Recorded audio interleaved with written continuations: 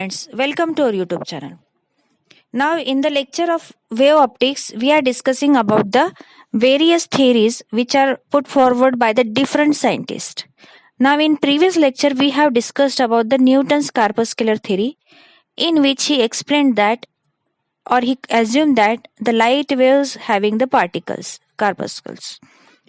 Now, later on, Huygens, the scientist, he assumed that light is always traveling in the form of wave. Means he put forward the wave nature of the light. So, according to Huygens, light is propagated in the form of waves through a continuous medium. So, according to him, the medium is there for the propagation of light waves. So, for that medium, Huygens assumed the existence of invisible elastic medium called ether. So he assumed that for propagation of light, medium is required. So there must be a medium which is spread over the space, and that medium he called it as a ether. So Huygens assumed the existence of invisible elastic medium called ether, which pervades all space, means which is spreading all over the space. Now the another concept he put forward, that wave, Huygens assumed that these waves to be longitudinal. So wave has two types of nature, transverse nature and longitudinal nature. So according to Huygens, that light waves must having the longitudinal nature. But this point, it is cancelled by this Fresnel and Young, that light are having transverse nature. Means, but the difficulty was overcome when Fresnel and Young suggested that light waves are transverse in nature. Means, according to Huygens, the first point, he is wrong about that. It is a longitudinal wave, but actually the light waves are shown experimentally by Fresnel and Young. By Young's experiment, the light waves are transverse in nature. Now he succeeded, means Huygens succeeded that to explain the phenomena of interference, diffraction and polarization, which could not be explained by the Newton's corpuscular theory. Now about the ether, he considered that there is an that imaginary medium is there, that he named it as a ether. But later on, Michelson and Morley, these two scientists shown experimentally that there is no such material present over the space. Means ether does not exist in the space. So here again his theory is failed to there. So there are two only drawbacks here, that ether could not exist there, and second, it is the light waves having the transverse nature. Okay. Now later on, there are two theories he put forward, that according to his wave theory, Huygens wave theory, there are two types of sources. The first source is called as a primary source. Primary source means what? The sources that emits light by their own are called as primary sources. Now, why they are emitting the light by their own? It may be because of their high temperature. For example, sun and star, due to their temperature, they are emitting the light. The effect of current being passed through them, whenever current is passing through them, there is effect of that, and they are emitting the light. For example, tube light and TV, they are emitting light whenever current is passed through them, or might be through the chemical or nuclear reactions. For example, nuclear energy generator. Here, these chemical and nuclear reactions carried out there, and the light energy is emitted. So such type of sources are called as primary sources. Now there are again secondary sources are also there, according to Huygens. So secondary sources are the sources which do not produce light by their own. Means they are depending on the other, or they are just reflecting others' light by their surfaces. For example, moon, planets, objects like human, animal and plants. So moon and planets, we know that they are visible at the night time, means they are glowing. But they are not emitting their light by their own. They are just reflecting sunlight or the starlight through their surfaces, and they are able to visible there at the night time also. So such type of sources are called as a secondary sources. Okay.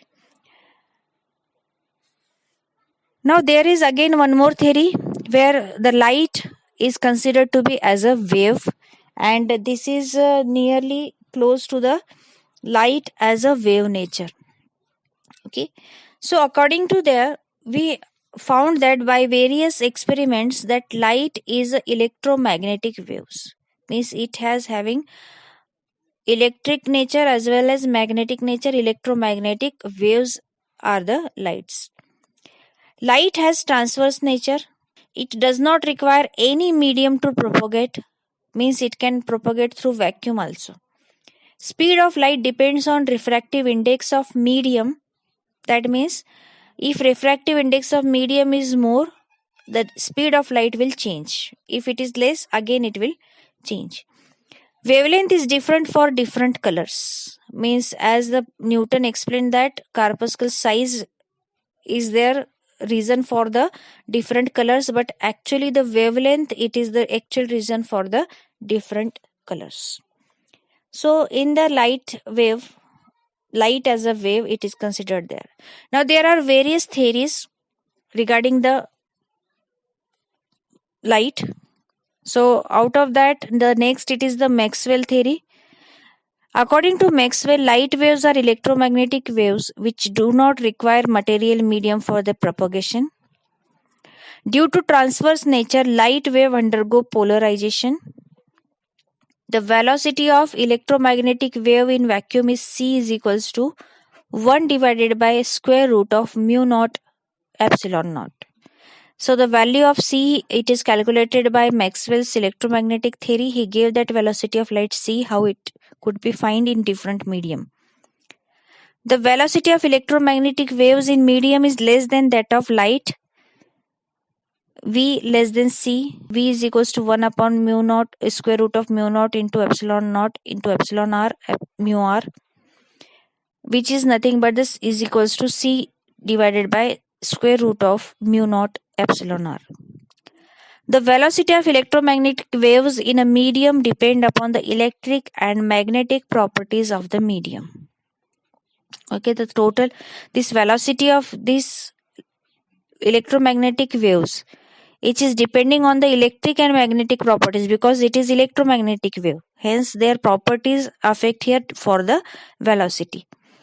But it failed to explain the phenomena of photoelectric effect, Compton effect and Raman effect. Means though these theories are explaining some point of aspects regarding that light waves that are correct in nature, but again there are some drawbacks in each and every wave theory. Now later on, one more is there, that is Max Planck's quantum theory. Now according to quantum physics, he gave the theory regarding the wave optics or wave nature of light. Now according to his concept, light emits from a source in the form of packets of energy called quanta or photons. This energy of a photon is E equal to h into nu, where h is Planck's constant and nu is frequency of light. So he gave the energy in the terms of frequency of light. E is directly proportional to nu, so E is equals to h nu. This theory could explain photoelectric effect, Compton effect, जे आतापर्यंत कोणी explain केलेले नव्हते. That photoelectric effect and Compton effect he could explain with his quantum theory. Raman effect can also explained by the quantum theory. But quantum theory again fails to explain the interference, diffraction and polarization of light. Means here it is positive point that it could explain photoelectric effect, Compton effect, but it could not explain the interference, diffraction and polarization. Means from these theories we can see that each theory, if we go through the one way only, that it is a wave nature, then it could explain only the interference, diffraction, polarization. Then particle nature, it could explain only the photoelectric effect, Compton effect. Means both particle and wave nature, if we keep together, it could explain all the properties of light and all the effects of the light. So later on it will be solved.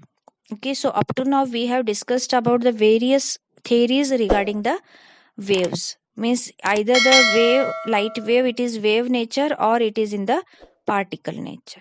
Okay, so some drawbacks are also there. Hope you understand this. If you have any doubt, please comment here. Like our videos, share it, and